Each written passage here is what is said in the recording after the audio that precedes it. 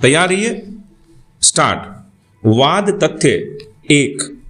प्रथम सूचना रिपोर्ट दिनांक 25/3/1995 के अनुसार मसरख पानापुर जिला सारण छपरा बिहार पुलिस स्टेशन में दर्ज मामला संख्या 62/1995 के अनुसार गोली से घायल राजेंद्र, जिसकी बाद में मृत्यु हो गई, के कथनानुसार उस दिन 8-9 लोग मतदान में अपना वोट डालकर लौट रहे थे। विराम।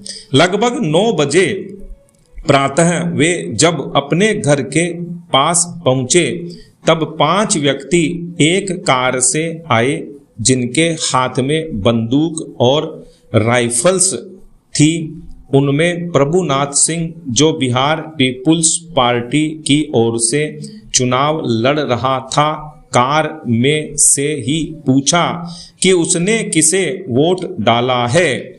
इस पर उसने उत्तर दिया कि जनता दल को।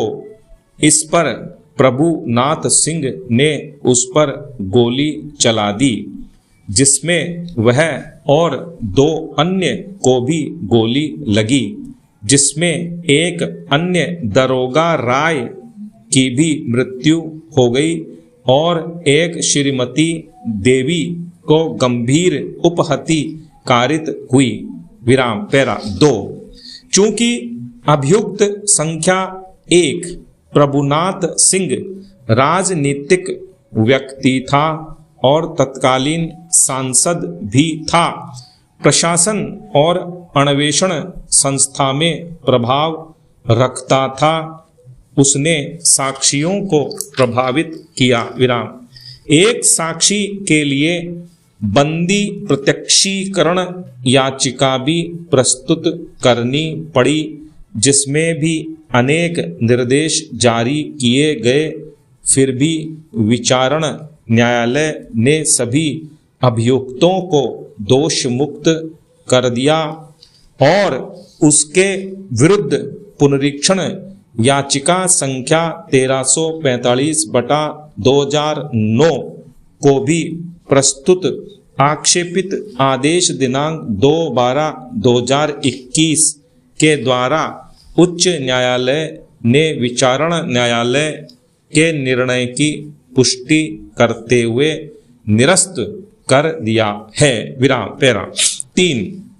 आक्षेपित निर्णयों की त्रुटियों एवं मामले के प्रत्येक पहलू पर विचार करने और साक्षियों की समीक्षा के बाद हम पाते हैं कि पैरा क राजेंद्र राय का फर्द बयान, जो उसकी मृत्यु के बाद प्रथम सूचना रिपोर्ट के रूप में परिवर्तित किया गया, साक्ष्य में ग्राह्य है और उसे उसका अंतिम कथन या मृत्युकालीन कथन के रूप में माना जाना चाहिए। विराम। पैरा ख दूषित अन्वेषण प्रत्युत्तरदाता संख्या 2, जो रूलिंग पार्टी का तत्कालीन सांसद होने के कारण एक शक्तिशाली व्यक्ति था, की मनमानी को दर्शित करता है। विराम। पैरा ग साक्षियों के पक्षद्रोही हो जाने के बाद भी अभियोजन ने राजेंद्र राय के फर्द बयान में कहे गए कथन के अनुसार घटना तिथि, समय और स्थान को पूरी तरह से स्थापित किया था। विराम। प्रश्न केवल आक्रमणकर्ताओं की पहचान का था। विराम। पैरा घ पोस्टमार्टम रिपोर्ट दर्शित करती है कि राजेंद्र राय और दरोगा राय की मृत्यु आपराधिक मानव वध की प्रकृति की थी। विराम। मेडिको लीगल रिपोर्ट अभियोजन के मामले का इस विस्तार तक समर्थन करती है कि चोट आग्नेयास्त्र के द्वारा कारित की गई थी, जो घायल 3 व्यक्तियों में से 2 के लिए घातक मृत्यु कारक साबित हुई। विराम पैरा खाली न। अभियुक्त के उत्तरवर्ती आचरण के विचार में अभियुक्त के विरुद्ध विपरीत अनुमान लगाया जाता है। विराम पैरा च।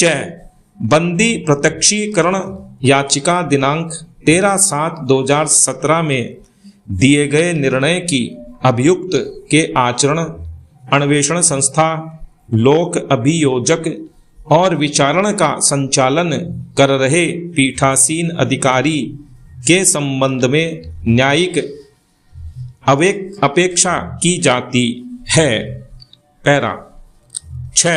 संबंधित न्यायाधीश जो सांविधानिक तंत्र थे, प्रशासनिक रिपोर्ट पर भी विश्वास व्यक्त किया जाता है और अभियुक्त, लोक अभियोजक और विचारण का संचालन कर रहे पीठासीन अधिकारी के आचरण के संबंध में प्रत्यक्षतः उपेक्षित नहीं किया जा सकता है। विराम पैरा जय। साक्षी CW1 की साक्ष्य विश्वसनीय होनी पाई जाती है और अवर न्यायालयों ने उसे इस आधार पर गलत ढंग से अस्वीकार कर दिया कि वह सुनी सुनाई और सिखाई पढ़ाई थी। विराम पैरा जय।